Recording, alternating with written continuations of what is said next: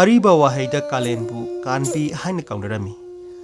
Kalen thonkhibage wariga poiriton ki machanupa tabung singminabage wariga mari lainana tharonda iramba thengnai. Adungai singkhong poiritona khamlai minungkon sawa mikhurondagi sida nadaba lambu khuntiba tholakpada lamdeng aham soida machanupa tabung singminaba siraklami. Tabung singminabana lawailen pu thongjaw khangna ka khirabagi damak sikirami. Aduga nongju nongsa khangna lelami haiduna kanbi kalen tha kawar. Kunung lichat sajat tasu kalen thonkhibagi matangda asumna iri. Loidam kanbi kalen tha o kawbadi kadong nongino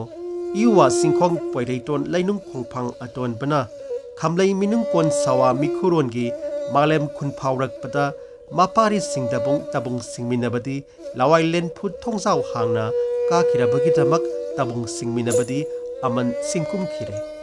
adunongi nongchu nongsa khanglabagi damak adunongi loidam kalen tha o tawna kawe kalen tha da irad thongni amasung harau kumai kaya su pangthoi kalen tha gi tarani panbada nganba salagi mabudo apokpa irale aduga taramangani panbadana pakhangba senghongba pangthoi kalen tha gi matamda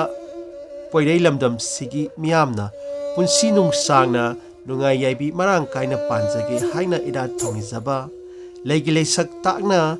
khoyum laigi laithong khudingda leikatuna leikai marida leiyenduna tinja laisa yengduna tinmu laimu punamak pu tanthokuna laibu krumjaba thani haina tharonda seithabata natana amaibina saudaba khoyum magi mapauk senduna leipak miyamna harau kumai tawduna nungaina leiba matamni ngamjaba cheng chak kinjang na pi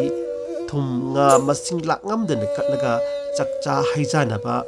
tha oina kalen thabu kunung lichat sajat tasu saithari matam amagi kanglai nat ki chawrak pa machak ama utpaga loinana masida saithari ba harau kumai asi